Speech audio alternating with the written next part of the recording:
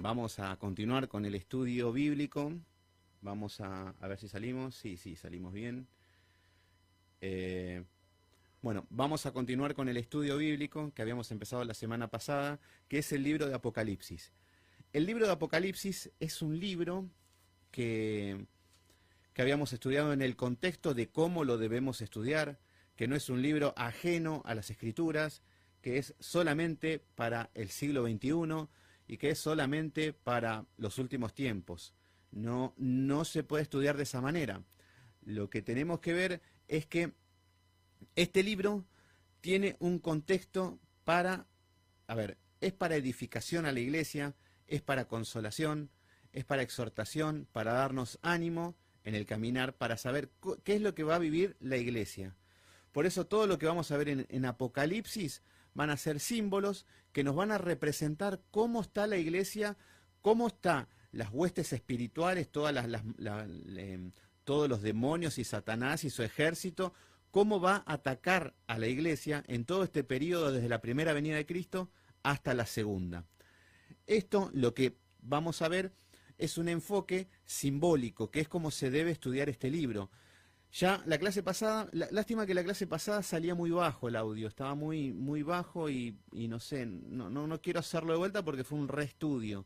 Voy a ver si puedo subirle el volumen o hacer algo. Pero ahí habíamos explicado de cómo principalmente qué no era el libro de Apocalipsis. ¿Qué no es el libro de Apocalipsis? No es un libro de adivinación. No es un libro para el último tiempo, que seguramente el hombre con su ego allá arriba va a decir, es para mí, ahora y al mismo tiempo. Apocalipsis no es para identificar ningún símbolo con algo contemporáneo de lo que estamos viviendo, no es para decir, la bestia es tal, es tal. El anticristo, no, es George Bush, no es la ONU, no. Las Sagradas Escrituras son eternas. Y este fue un libro entregado en un contexto donde Juan, el apóstol Juan, tiene la revelación y se lo da a 7 iglesias locales. A Esmirna, a Sardis, a Éfeso, eran iglesias locales. O sea que lo mismo que para nosotros. Las iglesias estaban siendo perseguidas, estaban siendo asesinados, ellos, su familia, sus hijos, por seguir a Jesucristo. Entonces la gente los hermanos cuando llegan estas cartas eran para consolación, para que tengan una respuesta. No era para que lo que iba a pasar en el siglo XXI, que la ONU iba a formar iba a tener ideologías y que se iba a formar la Unión Europea. ¡Wow! Y que no iban a ser 10 naciones, sino 20 naciones. ¿De qué le interesa eso al pueblo de Dios que estaba siendo atribulado, siendo perseguido, y era un momento crítico en sus vidas? Este libro no es escrito para ese contexto. Fue para ellos para darle consuelo. Apocalipsis ya es un libro con madurez cuando uno ya tiene algo de Biblia. Y nada más que el Señor sigue hablando lo mismo que venía hablando desde el comienzo hasta ahora, pero con símbolos. Habíamos visto un poco que también era como un repaso de cómo se debe estudiar la Biblia. Cuando vamos a la escuela, cuando vamos en la primaria principalmente, se enseña algo que se llaman géneros literarios. Les aviso para los pastores, los maestros que hoy en día están enseñando, que de la misma manera que se estudia en la escuela géneros literarios, por ejemplo, tenemos géneros narrativos. Esto parece medio para, no sé, hasta es como vergonzoso estar explicando estas cosas para los hijos de Dios, que es algo cuando lo enseñan en la escuela básica. Géneros narrativos. No soy profesor de lengua, pero los géneros narrativos tienen que ver con que hay un narrador. El narrador es el que cuenta la historia. Entonces, el que cuenta la historia va a contar un cuento, una fábula, una novela, una película, no sé, cualquier tema que esté relacionado con narrar, con contar algo. Entonces, hay género que cuando los chicos en la escuela van y lo leen, este género es narrativo porque es un cuento, es una novela, está contando algo. Buenísimo, esos son los géneros literarios. Tenemos ahí el narrativo. Tenemos un género que se llama lírico. Este pequeño segmento me pongo de profesor de lengua y literatura, que no lo soy. Pero Lírico. ¿Qué significa un género lírico? Yo agarro un texto y veo que es lírico. Bueno, esto está relacionado con el lenguaje con el que tienen, con los simbolismos que tienen cuando se hablan. Por ejemplo, los poemas, la poesía.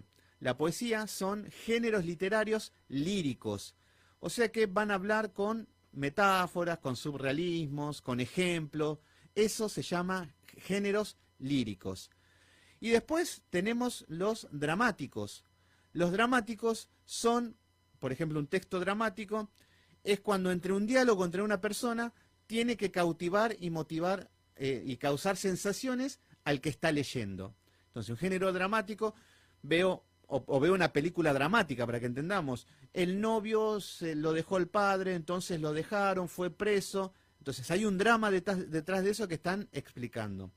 Entonces, esto parece un poquito, le mando un saludo a Emilia, que en un ratito ya por ahí va a llegar.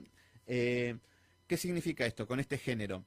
El género es, para estudiar la Biblia, así como hay géneros literarios para interpretar textos, también hay tipos de libros y cómo leerlos. Tenemos el Pentateuco, habíamos visto, igual que es repaso, pero está bueno para, siempre hay alguien nuevo que escucha. Hay géneros, tipos de libros. El Pentateuco, que son los primeros 5 libros de Moisés, vemos que es la ley. Ahí el Señor le establece a los hijos de Dios todo cómo se debían caminar y cómo manejarse con leyes. Habían 3 tipos de leyes. La ley moral, que son los 10 mandamientos, que están en el corazón de todas las personas y es eterna, no cambia nunca. Cuando Cristo viene y dice no viene a abrogar ninguna ley, está hablando de la ley moral, que matar, robar, asesinar, adulterar, guardar el día de reposo, todo sigue y es eterno, se va a cumplir siempre. Pero habían leyes ceremoniales que tenían que ver, y leyes civiles. Ahí es donde la gente se hace una empanada en la cabeza y sale y veo que están más perdidos. Entonces, cuando vemos que habían leyes, por ejemplo, el Señor nos dice, 6 días trabajarás y 1 descansarás. ¿Qué significa esto? Cuando dice 6 días trabajarás, ¿qué leyes necesitamos? Leyes civiles, porque tengo que ir al trabajo, tengo que comer, tengo que dormir, tengo que estar en sociedad, tengo que compartir con gente, tengo que respetar normas. Hoy en día no podemos pasar un semáforo en rojo. Hoy, si robamos, tenemos una pena civil. Entonces, bueno, el Señor les da todas las leyes civiles a su pueblo, que quedaron abolidas. Y también le da leyes ceremoniales para el día de reposo. Hay un día que era para adorar al Señor. Y ese día tenían que dejar todo y dedicarse a adorar a Dios. Y habían leyes sacerdotales. Y los sacerdotes tenían leyes que cumplir, que todo estaba representando a Jesucristo. Hoy como hijos de Dios también tenemos leyes en lo que es la ceremonia. Si bien estamos en Cristo, pero el Señor nos dejó toda la iglesia ordenada. Entonces, esos son leyes. Después empiezan los libros históricos. Los libros históricos de la Biblia son narrativos, están contando una historia. La historia es cronológica, la historia es días de 24 horas, años de 365 días, hambre es un hambre literal, está narrando una historia tal cual es. Por eso vemos a David y todo que es cronológico, van creciendo, van pasando las páginas y cada vez más adultos están. Bueno, de esa manera se estudian los libros históricos. Después tenemos los libros poéticos, como Cantar de los Cantares, Job, Proverbios, Salmos. Estos libros son poéticos, son líricos, hay poesía detrás de eso. Entonces, ¿cómo tengo que estudiar? Salmos con poesía, con metáforas, con diferentes tipos de... con símbolos, con ejemplos. Entonces, de esa manera tengo que estudiar los salmos. No puedo agarrar los salmos y tomar doctrina para la iglesia. ¿No? ¿Dónde se vio eso? No puedo ir a un libro histórico para tomar doctrina para la iglesia. ¿Qué significa esto? Cuando sabemos los géneros literarios, vemos que, por ejemplo, no sé, yo digo Primera de Samuel. Primera de Samuel, ¿qué tipo de libro es? Histórico. Buenísimo. Entonces, está contando una historia. ¿Y en qué se basa esta historia?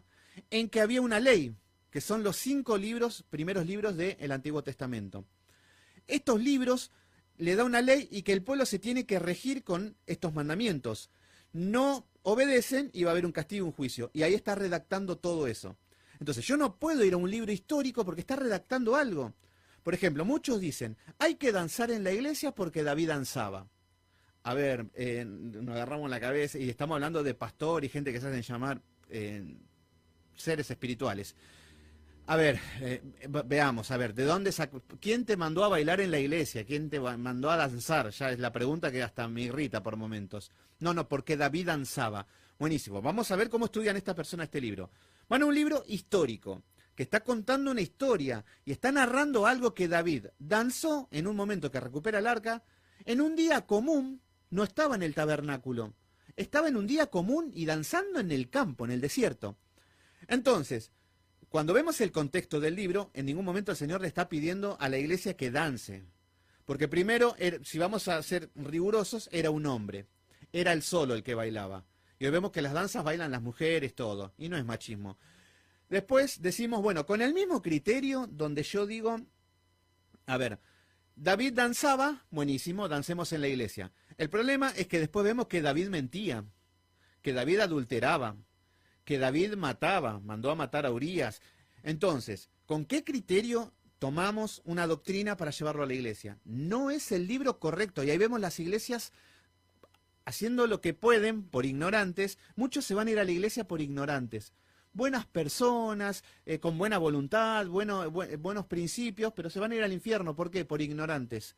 Por no estudiar las escrituras como debe ser. ¿Y por qué estudiarlas como debe ser? Para poder adorar como Dios quiere y no como el hombre quiere. Entonces, todavía no entramos a Apocalipsis. Entonces, cuando vemos que un libro histórico nos cuenta una historia, entonces ahí vemos la mano de Dios, cómo operó, en cómo vino el juicio, cómo vino la bendición, cómo en cuanto a la ley. ¿Se entiende? Los libros poéticos cuentan la poesía. David era un poeta donde él contaba sus sentimientos y la gente puede ver un salmos y se puede sentirse identificado con David, contento, alegre, y va a hablar con metáforas. Bueno, después en el Nuevo Testamento, esto ya lo vimos, pero insisto, lo vemos de vuelta. En el Nuevo Testamento el Señor viene y tenemos, por ejemplo, lo que son los 4 evangelios. Los 4 evangelios son 4 personas donde tienen un actor principal que es Jesucristo. Cada una de estas personas tiene un enfoque diferente. Uno es médico, por ejemplo, Lucas es médico. Después teníamos personas que tenían otro enfoque. Por ejemplo, Mateo lo veía como un siervo a Jesús. Juan lo veía como el Hijo de Dios, como Dios hecho carne. Entonces cada uno tenía un enfoque y van a redactar lo mismo. Entonces se repiten los libros, en las historias, en Juan, en Marcos, en los 4 evangelios. El tema es que son diferentes enfoques, cada uno lo ve de diferentes maneras.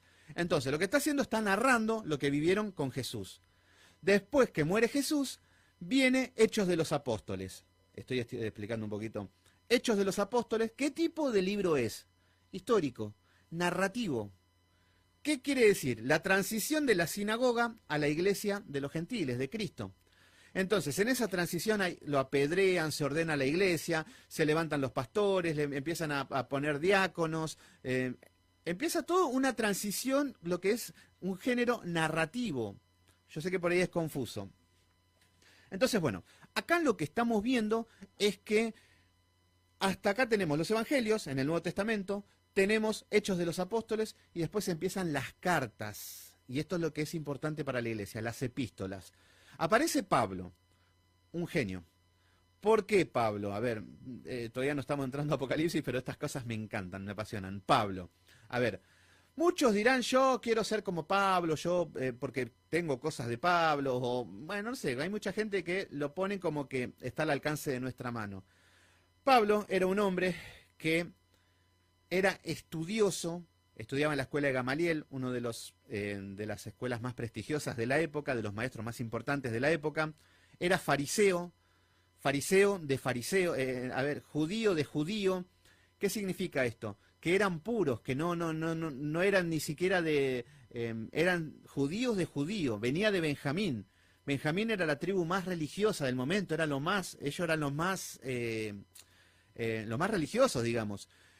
Él tenía lengua hebrea, hablaba en arameo, hablaba en griego, él tenía cultura griega, ciudadanía romana, era un hombre famoso, tenía el prestigio de ser fariseo, era un hombre, Pablo, la verdad que tenía todo.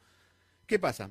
Iba caminando, no sabemos cómo iba, porque algunos dicen el caballo blanco, algunos dicen, pero él iba y se cae en un momento, es lo que nos dice la Escritura, y les aparece Jesucristo.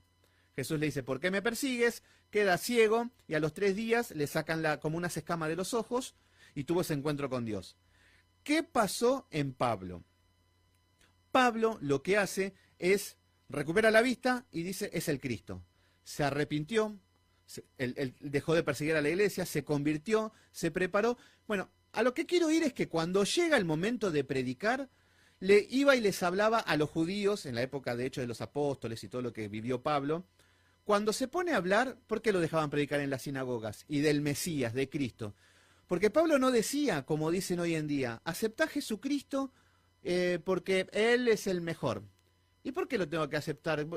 ¿Cómo sabes que existe? Porque lo siento en mi corazón. Así predican mucho. Pablo no venía con este chiste. No, Cristo es el Mesías porque lo siento en mi corazón. No. Pablo decía, este hombre es el Mesías, ¿saben por qué? Y lo llevaba al Nuevo Testamento. Y lo empezaba a pasear por todos lados y le decía, miren lo que está diciendo Isaías, miren lo que dice este, miren lo que dice esto, acá lo tienen al Mesías. Y muchos se convertían.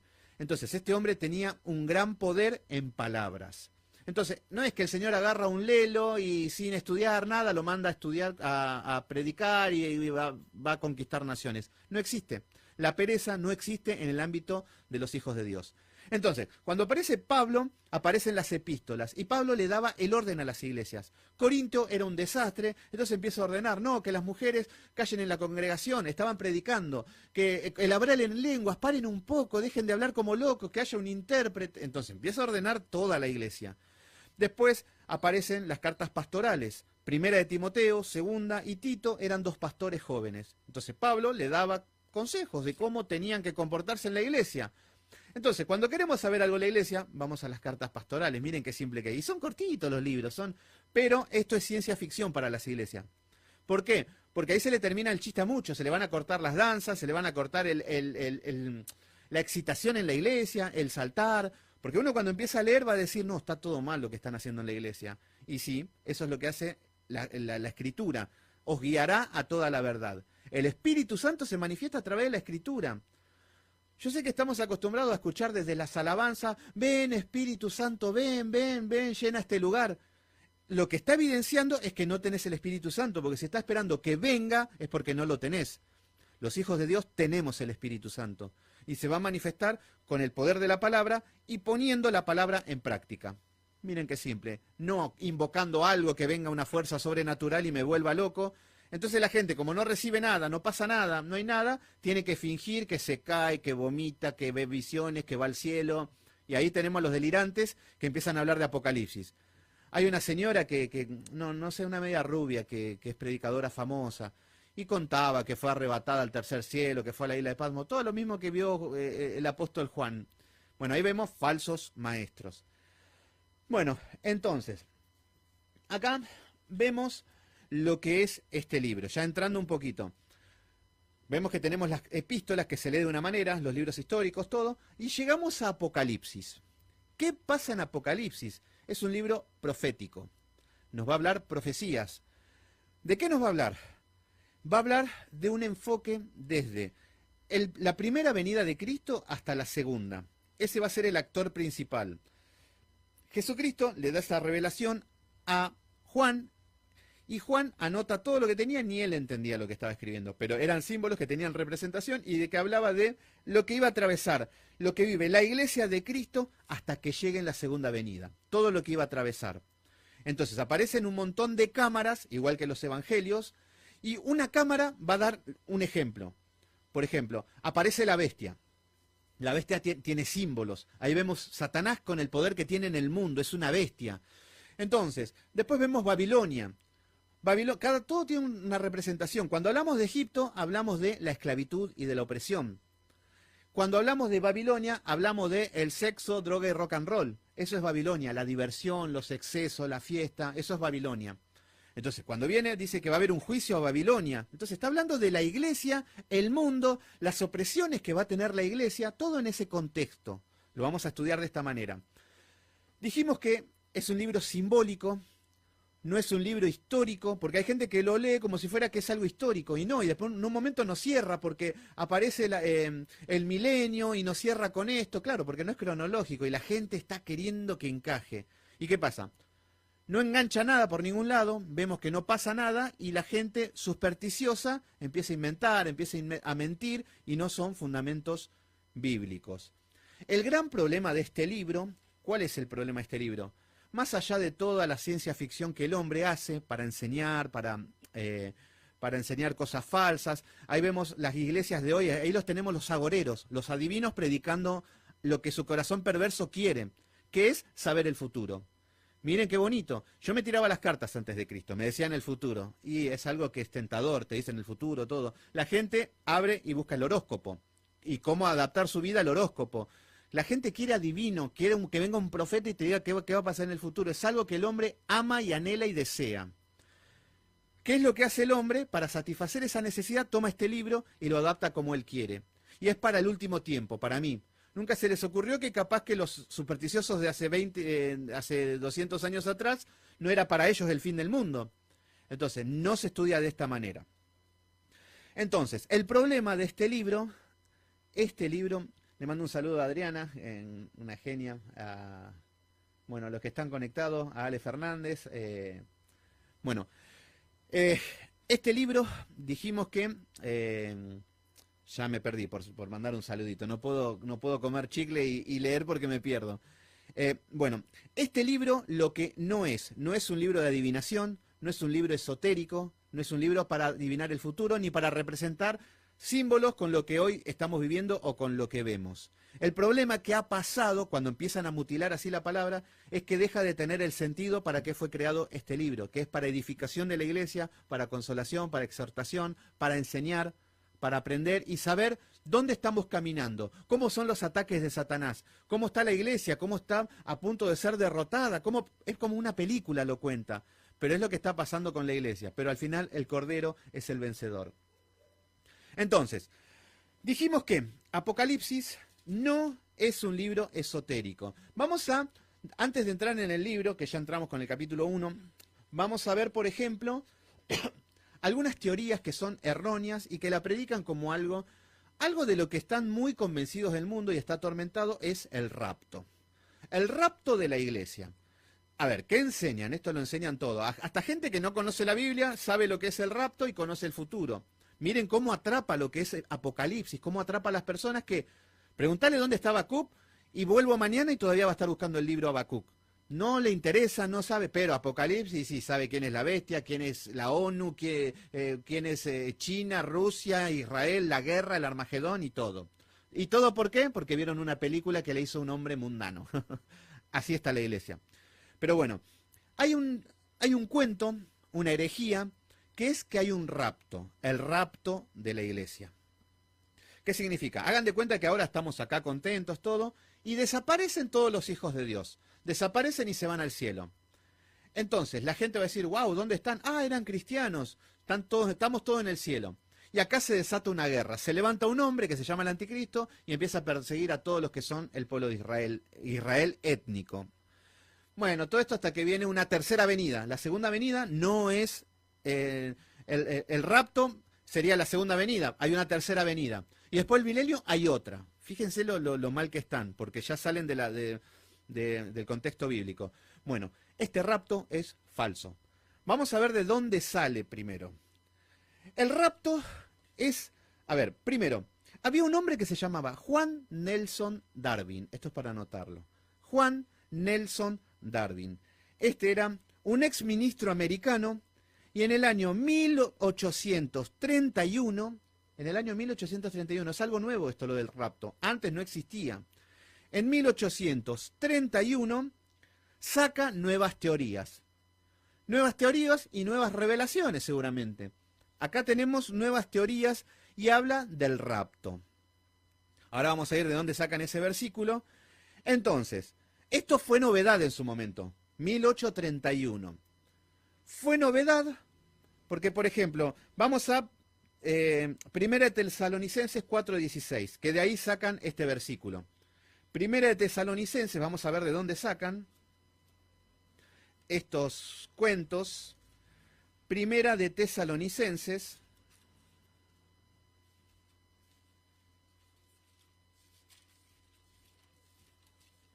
Primera de Tesalonicenses 4.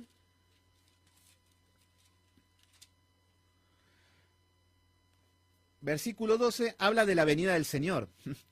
Pero este hombre ve un arrebato de la iglesia. Veamos qué es lo que dice. Por ejemplo, acá dice el versículo 16. Porque el Señor mismo, con voz de mando, con voz de arcángel y con trompeta de Dios, dice, descenderá de los cielos. A ver, hasta acá estamos todo en orden. El Señor dice que va a venir de los cielos y viene la segunda venida. Buenísimo, hasta acá estamos todo bien. Dice, y los muertos en Cristo resucitarán primero. Buenísimo, en la segunda venida, el Señor con esa voz de mando, igual que Lázaro, van a levantarse todos los muertos. O sea que hagan de cuenta que ahora es la segunda venida. Con voz de mando el Señor dice su voz de mando y se levantan todos los muertos en Cristo. Ahí se van a levantar todos, Moisés, todos los hombres de Dios, todos los muertos en Cristo. Vemos que dice, versículo 17, luego nosotros los que vivimos, o sea que hagan de cuenta que nosotros estamos vivos en este momento, y ahora es la segunda venida. Lo que dice es que con esta voz de mando van a resucitar, en un abrir y cerrar de ojos, van a resucitar todos los muertos en Cristo.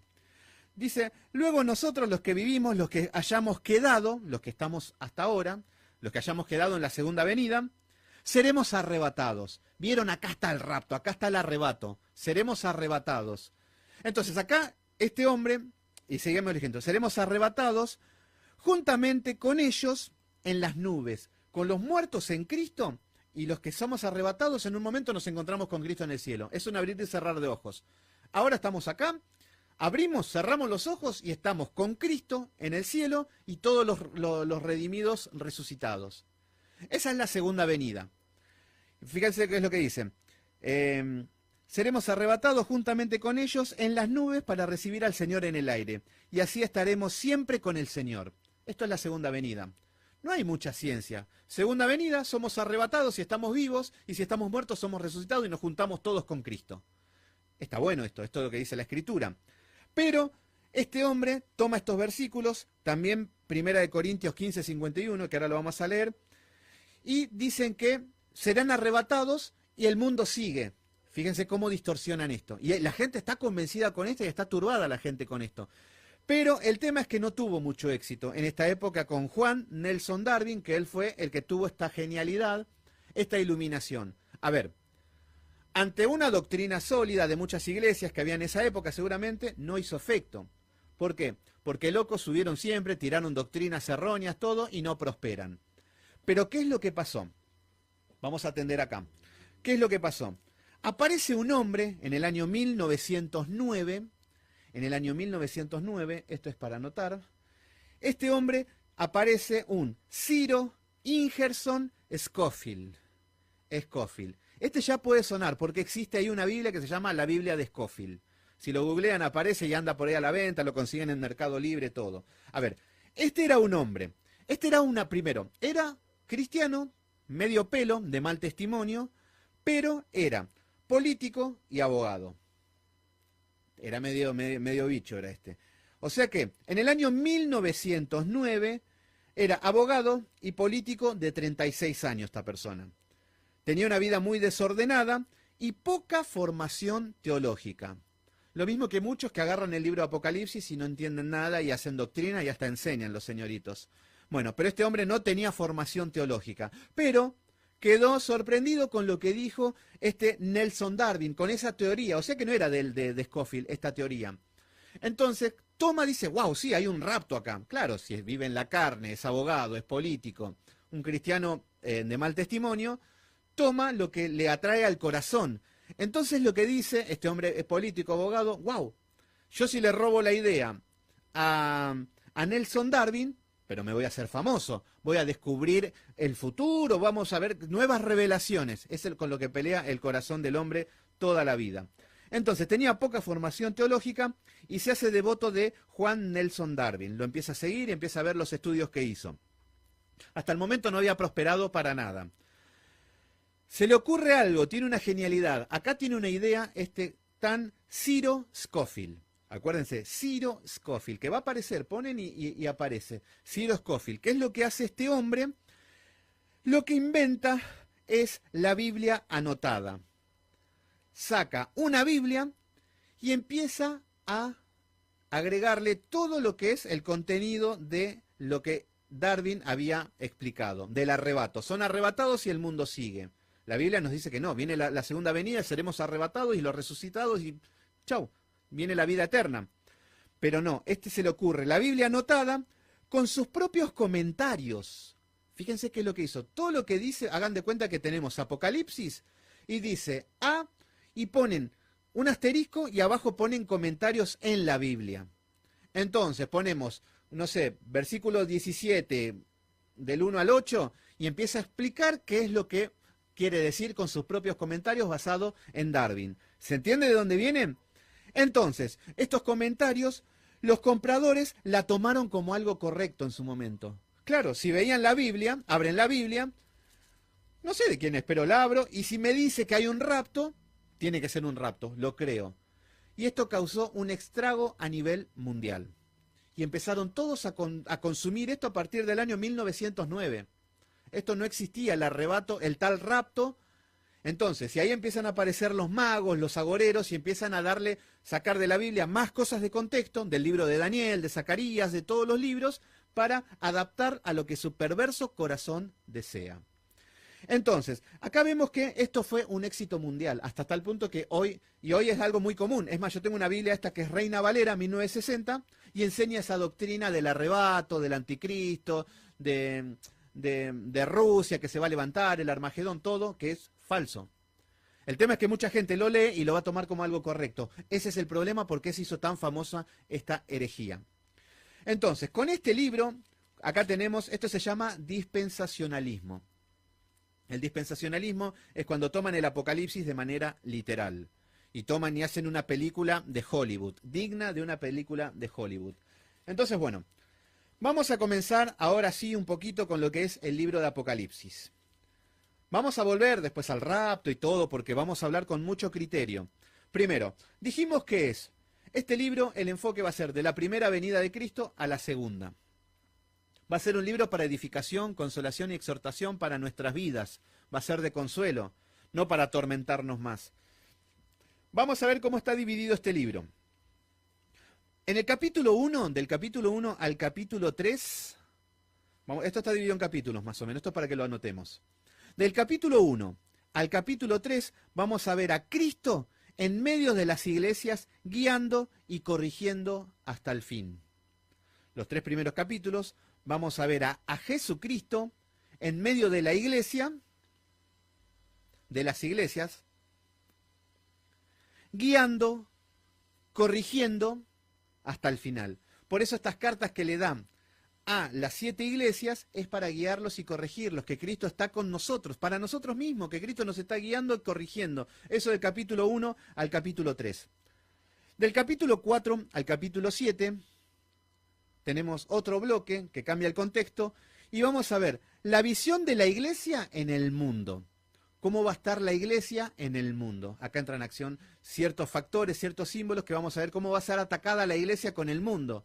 Nada más fíjense en el noticiero, las redes sociales, y fíjense cómo el aborto está, el mundo con el aborto, el feminismo, está peleando contra la iglesia. Hasta las mujeres van y hacen sus necesidades en la iglesia católica. Toman la iglesia católica como referente de Dios, que es lo más lejano que hay de Dios realmente, la iglesia católica. Pero es lo que ellos tienen el concepto de Dios. Entonces, vamos a ver la iglesia en medio del mundo. Y Cristo lleva los planes del Padre. Como Cristo lleva los planes que el Padre tiene para la iglesia y Cristo hace que estos planes se cumplan en la iglesia, o sea, en nosotros. Esto es del capítulo 4 al 7. Del capítulo 8 al capítulo 11 vamos a ver las trompetas. Acá aparecen trompetas. Hay un par de conectados, ahí los veo, le mando saludo a todos. Bueno, cualquier consulta que tengan o cualquier pregunta que tengan me pueden preguntar y vamos a ir viendo. Este es un estudio, va a ser sistemático y va a ser profundo. Por eso todavía ni entramos y ya estamos por terminar este estudio de la segunda clase. Pero vamos a seguir. Entonces, las trompetas que dan el aviso de Dios a las naciones. Acá son trompetas. A ver, es el aviso de Dios a todas las naciones, a todo el mundo. Estos son los avisos que les empieza a dar. Empiezan a sonar las trompetas y son avisos de Dios a las naciones. Hay advertencias para las naciones. Esto es lo que vamos a ver. ¿Por qué? ¿De qué son estas trompetas? Que hay juicios. Son los juicios que va a tener el mundo. Por eso estos juicios no son para la iglesia, es para el mundo. Ahí vamos a ver Babilonia cómo termina, vamos a ver cómo empieza a encajar todo de manera supernatural.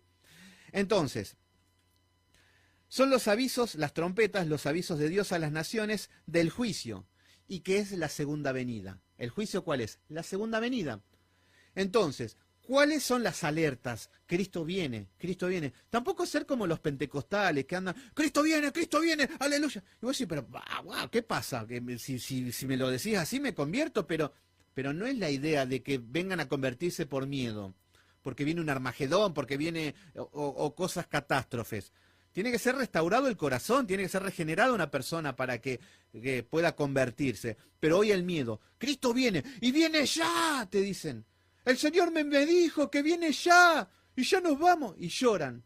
Y la gente, claro, se empieza a volver loco, dice, me quedo acá sentado, voy a la iglesia, acá estamos, pero no está hablando de eso. No sabemos cuándo va a venir, el Señor dijo, no saben ni la hora, ni el día, ni nada, así que cállense, todo lo demás queda cerrado. El hombre no tiene chance de saber ni cuándo viene, ni qué señales hay incluso. Porque todos dicen, se pone la luna roja, ya los tiempos vienen, el coronavirus, porque habrá peste, y así están, uy, ¿cómo estamos? Y así están los cristianos, ¿cómo va a estar, cómo el mundo no va a estar así? me enferma un poco. Pero bueno, igual yo estaba así también, porque yo primero me estudié la doctrina literal, y estaba turbado con el rapto, con el anticristo, será este, y uno se engancha porque estaba adoctrinado así. Pero después seguimos estudiando, profundizamos, y ya es hasta ridículo esa doctrina. Por eso vamos a ir con la teoría bíblica, y la misma Biblia nos va a dar mucha luz. Entonces, el punto, acá tenemos las trompetas del capítulo 8 al capítulo 11. Del capítulo 12 al 14 vamos a ver una panorámica. Acá empiezan a aparecer las cámaras que dijimos. Una panorámica de las fuerzas del mal. Acá vamos a ver una panorámica de las fuerzas del mal que operan desde el mundo a lo largo de toda la historia de la primera venida de Cristo hasta la segunda, cómo las fuerzas del mal fueron tomando poder para poder atacar a las iglesias y al mundo mismo. Y acá vamos a ver el poder del dragón y de la bestia. Entonces, este enfoque del capítulo 12 al 14 son los más sensacionalistas, lo que muchos hacen una gran película.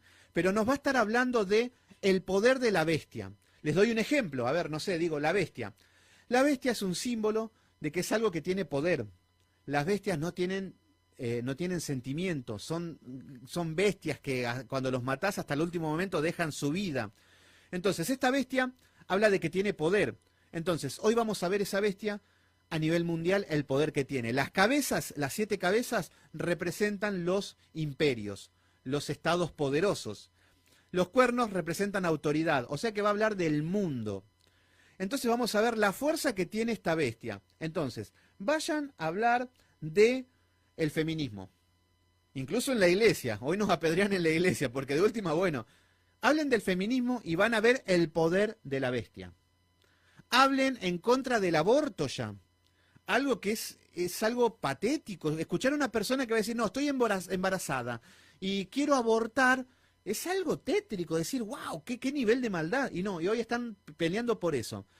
Entonces, cuando vemos que decimos y vemos cómo viene la justicia, cómo vienen los medios de comunicaciones, cómo vienen todo el poder que hay, las campañas que hay, cuando vemos los pañuelos verdes, acá está la ONU, acá hay una financiación de esto que tiene que ver con el feminismo, con la igualdad de género. ¿Por qué están poniendo, los conductores son travestis, los panelistas son homosexuales? Todo encima no es solamente acá en Argentina, que son todos gay y homosexuales. No, es algo globalizado. Nos vamos a Italia, Bailando por un sueño. Gran Hermano, ahí vemos el poder de la bestia. La misma bestia en todo el mundo. Hasta China, nos vamos a China y están con Gran Hermano. Están con la fornicación, con todo. La bestia se opone a todo lo que es Dios.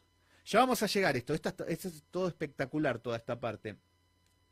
Entonces, este libro, como acá me dice Vanessa, no es para dar miedo, es un libro para que nos dé paz, para que nos dé tranquilidad, para que nos dé esperanzas. Porque vamos a ver nuestra iglesia, nos vamos a ver desbordados, derrotados, como dijo Emilia una vuelta, pero al final Satanás siempre gana. ¿Cómo es esto en la iglesia? Y sí, parece que gana porque están todos los lelos, los ciegos, ministrando, predicando, gente que no está preparada, que no los mandó Dios, y triunfan. Y uno que se esfuerza, quiere caminar en santidad, todo te dejan de lado. ¿Qué es lo que pasa en la iglesia de Cristo? Bueno, nos va a hablar este libro de lo que vive la iglesia en ese periodo, en esa transición, que parece que está muerta. Y ahí vamos la bestia, el poder de la bestia. Y vemos que hasta, bueno, ya vamos a ver todo. Ya vamos a llegar ahí, ya se me pone la piel de gallina. Pero bueno, vamos por parte. Entonces, del 12 al 14 es una panorámica de las fuerzas del mal que operan en el mundo y en la historia, que son el dragón y la bestia. Después tenemos del capítulo 15 al 16, que vamos a ver las copas de la ira, que son los juicios determinantes contra los hombres y el pecado. Estas son las copas de la ira de Dios. El juicio contra el hombre, por tu iniquidad, por tu pecado, porque no aceptaste a Cristo, por todas tus transgresiones, y vienen los juicios. De esto está hablando. Por eso cuando se tocan estos temas en Apocalipsis de juicio, parece todo dramático. ¡Wow! Uy, qué sé yo, pero... Bueno, pero es que realmente se vienen los juicios. Para el que no acepta a Cristo, para el impío, el juicio del gran trono blanco, todo. Bueno, ya vamos a ver qué significa todas estas cosas, qué representación tienen. Después tenemos del capítulo 17 al 19, vamos a ver del capítulo 17 al 19, las fuerzas del mal. Esto es lo que le apasiona a todo, lo que es el dragón, los demonios, todas estas cosas que hablan en símbolos, pero son las fuerzas del mal operando y cómo caerán. Esto es cómo van a caer estas fuerzas del mal. Acá vamos a ver en estos capítulos cómo operan las fuerzas del mal y cómo van a caer. Por eso vamos a ver Babilonia, cómo cae el mundo, cómo la gente va a estar desesperada, cómo va... Bueno, vamos a ver todo qué es lo que significan. Y por último, vamos a ver en el capítulo 20, Satanás atado y que los santos reinan y el Armagedón. ¿Qué significa esto? Acá hay falsas doctrinas, hablan de que viene el milenio significaría, viene la segunda venida, o sea que sería la tercera, porque primero está el rapto, esa no sería la primera venida. Dicen que, bueno, Cristo no pone los pies en la tierra. ¿En qué parte dice de la Biblia? Están delirando. Hasta incluso dicen que seremos arrebatados y las ropas quedarán en el suelo.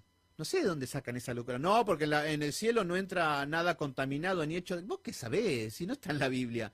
Pero bueno, ahí vemos la creatividad del hombre.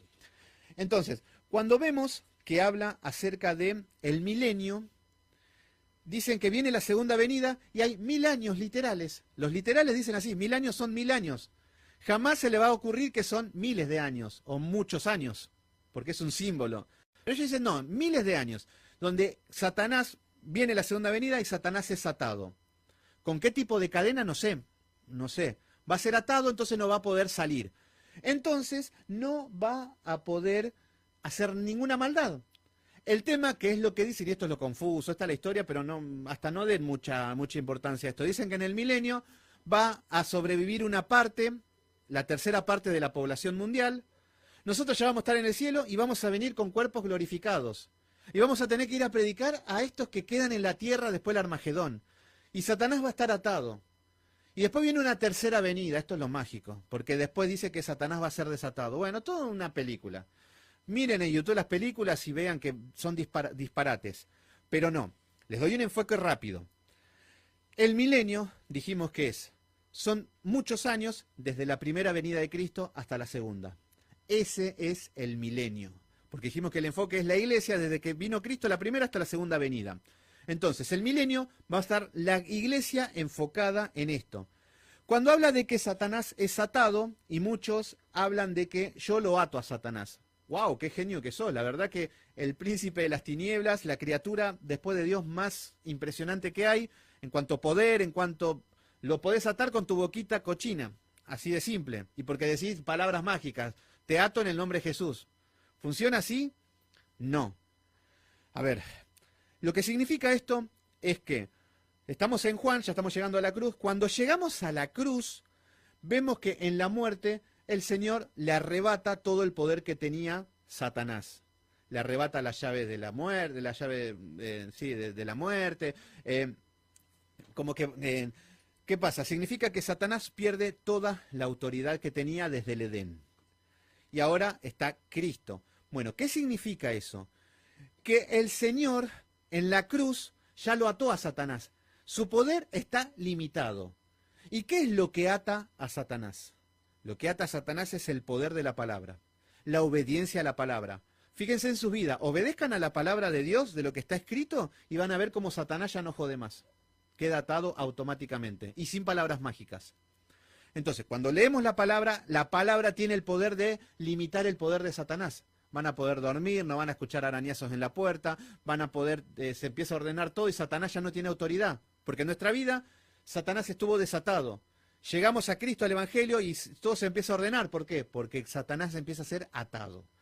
Entonces, el poder de la palabra ata a Satanás. Entonces, es cuando ya vamos a llegar ahí. Pero cuando está hablando de que Satanás va a ser atado, es que en este milenio, desde la primera venida de Cristo, queda atado hasta la segunda venida. Pero después dice que va a ser desatado y que va a ser una guerra contra todo. ¿Qué significa esto? Si dijimos que la palabra lo ata, ¿qué sería lo que lo desata? La palabra. Entonces, ¿qué pasa? ¿Qué es lo que pasa? ¿Por qué Satanás está tan poderoso? Y no me quiero hacer como que son los últimos tiempos, pero lo que dice la palabra es que al no leer la palabra, se cerró la Biblia gracias a los pastores contando fábulas, contando cuentos, haciendo chistes, contando lo caótica que fue la semana, y cerramos la Biblia porque es aburrida y además confronta. Entonces, se cerró la Biblia y Satanás empieza a ver el esplendor de Satanás en el poder porque está desatado. Pero esto no es solamente para nosotros que estamos en el último tiempo. Hace 1000 años atrás también, la iglesia primitiva también. Satanás estaba atado, llegó la apostasía y se desató. ¿Se entiende? A lo largo de toda la historia, no es para nosotros solo. O sea que antes era todo bárbaro, ahora nosotros, no, eso es ser egocéntrico. Eso es el hombre egoísta que quiere todo para sí mismo. Entonces, bueno, vamos a entrar ya en lo que es el libro de Apocalipsis en el capítulo 1, con estos conceptos, que es un libro simbólico, no es un libro esotérico. Bueno, en el capítulo 1 vamos a ver qué dice. La revelación de Jesucristo. Fíjense qué es lo que dice. Esta es una revelación de Jesucristo mismo. Acá tenemos a Jesús ya glorificado. Año 95 después de Cristo. Para que sepan, es ya el último libro que se escribe. Cuando pone amén, ya se cerró el libro, ya no hay más nuevas revelaciones. Y ya Dios todo lo que quiso decir lo dice con este libro. O sea que ya no hay más nuevas revelaciones. El que te quiera hablar algo, que te hable con la Biblia. Y si no, vete de aquí. Entonces, la revelación de Jesucristo que Dios le dio para manifestar a sus siervos. Esta revelación de este libro es para manifestarnos a nosotros. Nosotros somos sus siervos. Es para la iglesia. O sea que Dios les dio para manifestar a sus siervos las cosas que deben suceder pronto. A ver, muchos dicen, este pronto es para el siglo XXI y en el último tiempo. No. Pronto, ya estamos hablando cuando habla de los postreros tiempos, es que ya, ahora, no está hablando del futuro. Por ejemplo, acá, bueno, vamos a tener que ir a la Biblia, creo, acá, porque ya empieza lo que es la doctrina y tenemos que tener un buen fundamento. Se me está durmiendo la pierna. Bueno, acá dice, las cosas que deben suceder pronto. Acá está hablando desde la primera venida de Cristo hasta la segunda, insistimos, el mismo enfoque. Este pronto es para la primera venida y hasta la segunda, todo lo que iba a venir. No era para el siglo XXI, insistimos. Entonces, y le declaró enviándole por medio de su ángel a su siervo Juan. Habíamos dicho en qué condiciones Juan estaba. Él estaba en una isla, la isla de Patmos. Estaba semidesnudo porque ahí morían con la misma ropa. Era un lugar donde era la pena de muerte. Iban ahí a morir.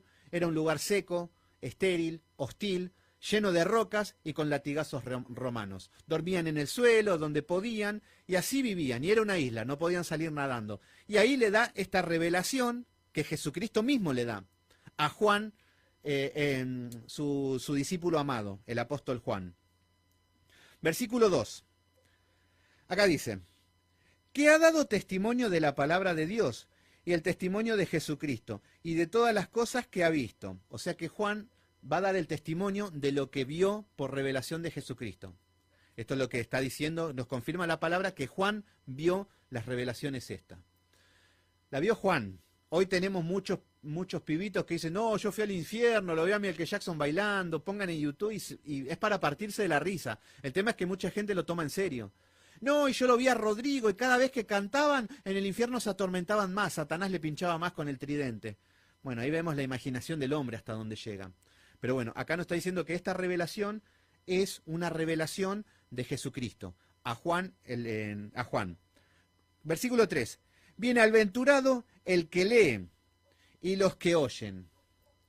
Está lindo leer, pero hay que oír las palabras. Los que oyen las palabras de esta profecía. O sea que este libro es profético. Acuérdense que las profecías no solamente es para el futuro, no es para el final de los tiempos, como todos creen. Una de las profecías era de que iba a llegar el Mesías. En su momento todos los ojos estaban centrados en el Mesías.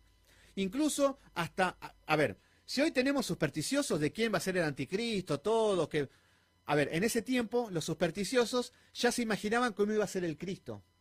Y ellos se lo imaginaban que iba a venir en un caballo blanco con un ejército a hacerlo libres del imperio romano. Y que Israel iba a ser un imperio y que todos iban a inclinar a Israel. Esto es lo que se habían imaginado los judíos, porque los supersticiosos hubieron a lo largo de toda la historia. O sea que los supersticiosos de esa época estaban con esa profecía. Y hoy se cumplió en Cristo, y hoy los supersticiosos de esta época están en otras profecías que nada que ver. Pero no quiere decir eso.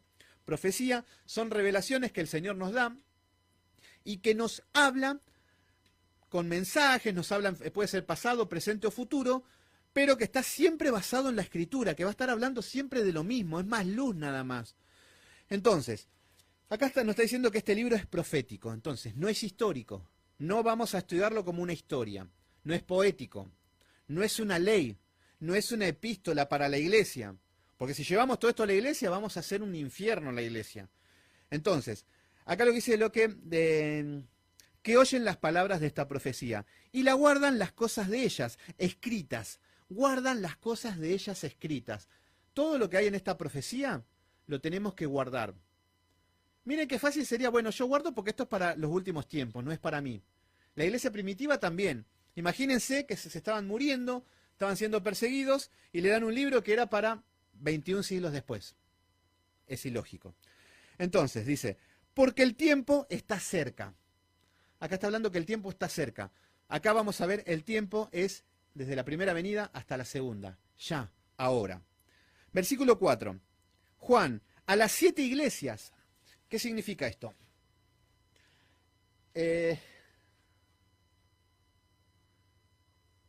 ¿Se bajó el volumen, Ale? Me están diciendo que está bajo el volumen. Muy bajo el volumen.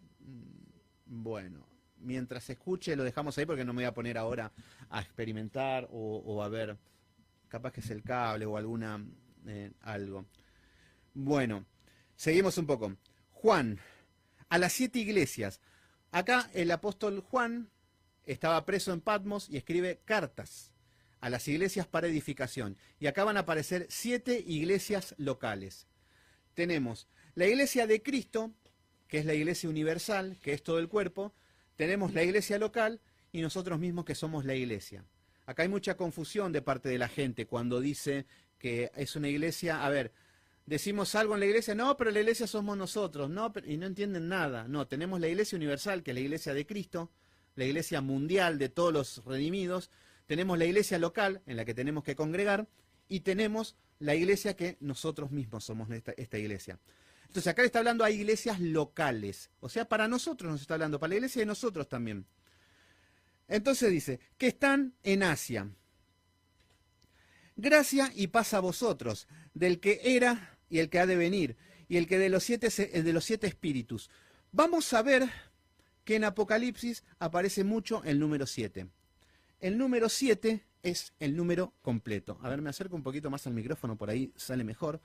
El número 7, los números tienen símbolos también. Entonces, cuando escuchamos hablar del número 6, es el hombre, y siempre va a estar incompleto. El número 7 es el número completo. Y vamos a ver que en Apocalipsis aparece un montón de veces este número. Entonces vamos a empezar a ver qué significa. Acá está hablando, dice que los 7 espíritus que están delante de su trono. y de Jesucristo, el testigo fiel y primogénito de los muertos. Acá está hablando del primogénito de los muertos, es que es la primicia del primero de los resucitados. Acá tenemos a Jesús, que fue el primero, luego de la muerte fue resucitado, el primero en ser resucitado. Y el soberano de los reyes de la tierra. Acá está hablando de Jesucristo, es el rey, el soberano de toda la tierra. Seguimos un poquito. El que nos amó, que nos lavó de nuestros pecados con su sangre. Esto es algo fundamental en la doctrina del cristiano. Siempre tenemos que estar hablando del pecado. Ese es el objetivo de este libro. Pero hoy lo que vemos es que hablar de pecado parece hablar de ciencia ficción hoy en día en las iglesias. Como que si fuera que nadie peca y nadie toca para que no hablemos de pecado para que nadie se sienta ofendido. Entonces, seguimos un poquito. Versículo 6. Y nos hizo. Acá está hablando de los que fuimos perdonados de los pecados. Estos son los redimidos, los elegidos y los salvos. Y acá le está dando un poquito de luz. Versículo 6. Y nos hizo reyes. Ayer habíamos hecho el estudio de... ¿Qué hicimos ya? Que me olvidé. El de las 10 pruebas. Y habíamos visto que dice que el Señor, el Rey de Reyes. Y muchos se creen que Jesús es el Rey de los reyes de la tierra, de los reyes importantes, de los hombres. Pero no, cuando está hablando de reyes, nosotros somos los reyes. Él nos ha coronado y Él es nuestro Rey. No es que es el Rey de los reyes de toda la tierra, de los imperios, del Rey. Los ojos carnales verán eso. Pero los espirituales vemos que Él es el Rey de sus escogidos, de los redimidos. Por eso acá dice que nos hizo reyes, o sea que nosotros los salvos somos reyes. Y sacerdotes, somos sacerdotes, real sacerdocio. ¿Qué significa esto? El sacerdote, la función en el Antiguo Testamento, cuando nos vamos a Levítico y todo lo que es la ley ceremonial, era un hombre que era el que mediaba entre el hombre y Dios. Hombre pecador, Dios santo. ¿Cómo hacemos para hablar? Bueno, el Señor estableció que por un sacrificio, el sacerdote iba a hacer este sacrificio y podía mediar entre el hombre y este Dios santo y este hombre pecador. Pero acá, a partir de la muerte de Jesucristo, ya somos nosotros sacerdotes. Podemos llegar a Dios Padre sin intermediarios, con Jesucristo, obviamente, porque Él es el sumo sacerdote. Entonces, a partir de ahora podemos orar y nos conectamos con el Padre. Si hubiésemos nacido en el Antiguo Testamento, teníamos que hacer un sacrificio y toda una serie de ritos ceremoniales y se encubría el pecado, no era que se perdonaba, solamente se encubría. Era como tapar una mancha de salsa con un saco, nada más. Pero ahora son perdonados en Cristo porque el sacrificio ya está hecho. Bueno, entonces dice, o sea que Él nos hizo reyes y sacerdote para Dios, su Padre. A Él sea la gloria, el imperio por los siglos de los siglos. Amén. He aquí que vienen con las nubes y todo lo verán. Acá está hablando de la segunda venida. Él viene por las nubes. Hasta acá no es apasionante todavía, nos está dando un poquito el margen de cómo va a arrancar este libro. Pero acá ya nos está hablando de los escogidos, los reyes, que somos sacerdotes. El sumo sacerdote es Jesucristo. Y acá dice que he aquí que vienen las nubes. Acá vemos la segunda venida, no hay un arrebato, es segunda venida y punto. Pero Él viene en las nubes y todo ojo lo verá. Acá lo que estamos hablando, muchos dicen, miren las estupideces que dicen que hasta que la tierra es plana. Porque si los ojos van a ver si la tierra es redonda, ¿cómo van a ver a Jesús que viene de las nubes? Bueno, vieron cómo el hombre pelea y lucha contra Dios. Pero acá estamos viendo que esta segunda venida, todos ojos lo verán. ¿Por qué? Porque viene el juicio para los impíos, como está hablando con las trompetas, con la ira, con los juicios, y viene a buscarnos a nosotros, o sea que todo lo van a ver. Este va a ser un momento donde todo lo van a ver. Dice, y lo que les traspasaron y todos los linajes de la tierra harán lamentación por él. Sí, amén. Por eso decimos, todos los que están en la tierra van a lamentarse. Van a decir, era verdad Jesús. Era verdad que iba a venir los juicios. Era verdad. Se van a querer morir. Es algo triste, porque, es algo triste porque, nosotros, estamos luchando todos los días porque no se pierde la salvación, pero la cuidamos, la valoramos. Pero el tema es que decimos, bueno, tenemos seres queridos, que son buenos, que son, y bueno, lamentablemente en este momento está hablando que en la segunda venida muchos se van a lamentar, harán lamentación por él, porque llega, se van a querer morir, todos los que blasfemaron o los que no lo aceptaron. Entonces, este es un momento crítico. Entonces, seguimos un poquito. Bueno, seguimos. Versículo 8. Yo soy el alfa y la omega, el principio y el fin, dice el Señor. El que es, el que era y el que ha de venir, el Todopoderoso. Acá el Señor Jesucristo se está representando como el Todopoderoso. Acá vemos que estas cosas los testigos de Jehová no lo pueden entender, porque Jesús no es Dios. Es un hombre bueno que vino a la tierra y que, bueno, vino del cielo, qué sé yo, pudo venir. Entonces, no le toman importancia. El problema es que los testigos de Jehová, a ver, son envidiables en muchas cosas, que son ejemplo para los evangelocos, que andan saltando, gritando que no estudian. Los testigos de Jehová son prudentes, son sensatos, estudian la palabra, cantan con cántico, no tienen batería, no tienen locos gritando, no ministran, no echan demonios, no hacen ninguna locura, son gente que no gritan cuando predican, enseñan, son gente muy aplicada, son hasta la perfección, diría yo, viéndolo así. El gran problema es que no aceptan a Jesucristo como su Salvador. Y fíjense qué bien Satanás cómo los manda al infierno haciendo todas las obras perfectas. Bueno, obras perfectas. Las obras bien delante de los ojos de Dios. Fíjense, sin sacrificio no pueden llegar al Padre. Entonces, para ello no es Dios. Entonces, bueno, acá vemos que aparece lo que es la primera visión. La primera visión que habla que la visión que le da el Hijo del Hombre. Acá es la primera visión del Cristo glorificado. Vamos a leer un poquito porque ya terminamos y ya vamos a ir cerrando la transmisión. Dice, yo Juan, vuestro hermano, y compartícipe de vuestro en la tribulación, en el reino de la paciencia de Jesucristo. Estaba en la isla llamada Patmos. Acá estábamos, la isla que habíamos dicho, de que estaba era una isla aislada, seca, desértica, la isla de Patmos se llama, existe todavía. Por causa de la palabra de Dios y el testimonio de Jesucristo. ¿Por qué estaba preso este hombre? Por causa de la palabra de Dios y por el buen testimonio. Qué loco, ¿eh? Fíjense, o sea que por dar la palabra estaba preso. Y por ser buen testimonio. ¿Qué es el buen testimonio? No robaba, no mataba, se esforzaba, quería vivir en santidad, no adulteraba. Por eso estaba preso. Fíjense cómo son las cosas. Entonces, bueno, seguimos un poquito. Por causa de la palabra de Dios y el testimonio de Jesucristo. Y estaba en el Espíritu en el día del Señor. El día del Señor lo vamos a encontrar como el primer día de la semana. Siempre en la Escritura lo vamos a encontrar el día domingo. Es el primer día de la semana, que es para la iglesia gentil. Dice, y oí detrás de mí una gran voz como de trompeta. Versículo 11, que decía, yo soy el alfa, la omega, el primero y el último. Escribe en un libro lo que ves y envíalo a las 7 iglesias que están en Asia. Éfeso, estas son las 7 iglesias. O sea que el Señor le está hablando que le va a dar esta revelación, que escriba lo que va a ver y que son para las 7 iglesias que están en Asia. Nosotros somos una de estas iglesias. Por ejemplo, acá está hablando de las 7 iglesias que están, que por ejemplo, Éfeso, Esmirna, Pérgamo, Tiatira, Sardis, Filadelfia y la Odisea. Así que de la misma manera, como estas iglesias eran locales, es para nosotros. Nosotros somos la iglesia de Cristo en Berazategui, en Argentina. ¿Se entiende? O sea que esa es la iglesia local para edificación de los hermanos. Bueno, yo creo que hasta acá vamos a estar bien. Porque seguir un poquito más es entrar en más temas y no va a tener sentido.